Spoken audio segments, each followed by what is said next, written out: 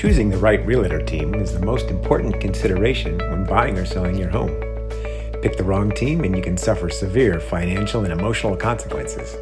With over $500 million in closed real estate sales in Weston and ranked number 1 in the city of Weston for 11 consecutive years and number 1 in Broward County for 2018, the Sklar team consistently shows why they are our experts in today's fast-paced real estate market.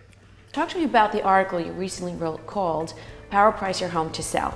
Well, I wrote the article Power Price Your Home for Sale in order to help my clients, my sellers in particular, realize that there's a better way to get their house listed on the market, and I like to call it power pricing. Okay. A lot of times they come in and they want to price it with negotiation room, and I don't feel that that's really the way we should start off. Why is it important to test the market? Talk about that. Test the market is what a lot of my sellers want to do. They like to start higher. All right, so in Weston, what's happening is a lot of these homes are 20-year plus homes. And a lot of the roofs are going, a lot of these homes have no renovations.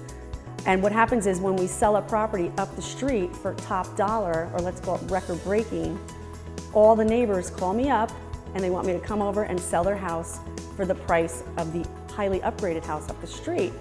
And the problem with that is they don't have the same upgrades, therefore they're not going to get the same price. So we have to take all these things into consideration. Rose, what is a CMA and how does it work with the appraisal? So a CMA, which is a comparative market analysis, is something that a realtor would do for their sellers. What we do is we go onto our realtor platform. We have a platform called Matrix. We put in all the information. We go back typically 90 to 180 days. Sometimes I go back a year if I can't find any comps that are similar to the subject property. We input the square footage, whether it has a view, a pool, if anything's newer in the property. And based on what I pull up, active, which means no buyer, buyer still looking, closed sale is the ones we're really interested in looking at, pending sale, or active with backup. Those are the things we're going to put into the report. And I'll then do a analysis of the information and present to the sellers. Eventually, once we secure a buyer, the bank, if they're going to get financing, is going to send in an appraiser, okay? But before that, we typically do our own market analysis. The best person to have on your side is really an educated and knowledgeable realtor, because a lot of times we know the market better than the appraisers because we're the ones in and out of the houses, selling the houses, and we have a lot of the know-how and knowledge in our heads. What do you do when the appraisal comes in shorter than you expected? Okay, well that's when we troubleshoot. A lot of times we'll get an appraisal in and we don't like it, so we're going to challenge it. We're going to call up the mortgage company, we're going to call up the other realtor, and I may send in my own comps and say, well, what about this house?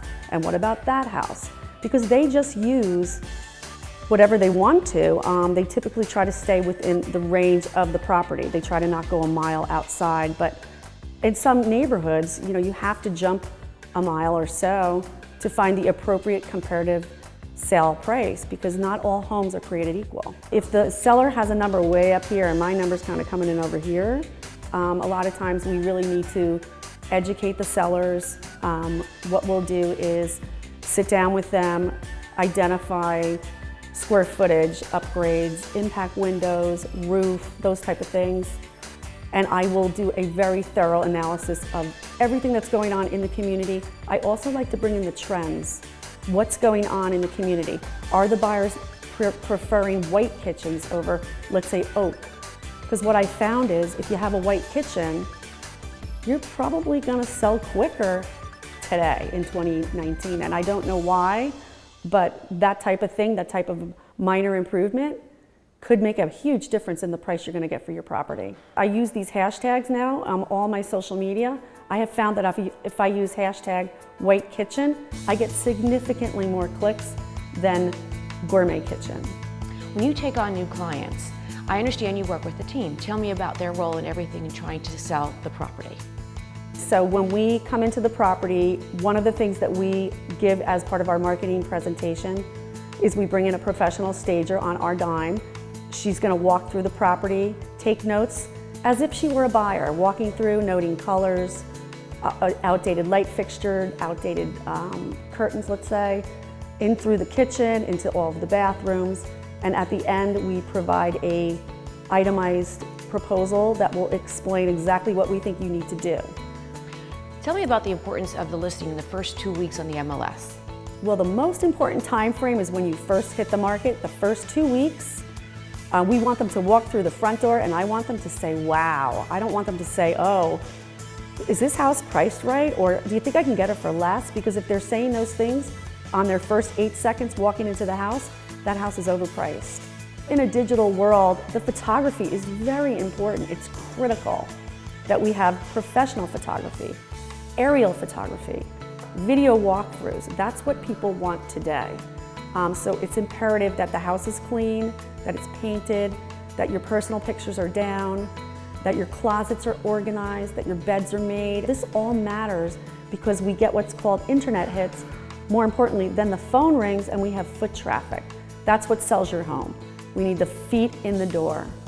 The house we're sitting in today wanted a price higher, and we really worked the numbers, we did the spreadsheets, we understood why they thought they should get more, and I did it as well, but the problem was there's nothing that sold that high anywhere near here. So with a little bit of pushing and coercing and negotiating skills, we were able to secure up an asking price that we both agreed on, and believe it or not, we sold it within 14 days, and everything's moving smoothly. But again, they wanted to start about almost 50,000 higher. And we were able to convince them that they were gonna lose time and they were gonna end up getting less in the long run, because people, if nobody shows it in the beginning, it typically means the price is wrong or the presentation is wrong. Something's not right. It's either one or the other. Usually, yeah. Rose, if they wanted to get a hold of you, what's the best way to do that? Well, they could text me at 954-298-3626 or visit me on the web at sklarteam, sklarteam.com. And also follow us on social media. We're everywhere.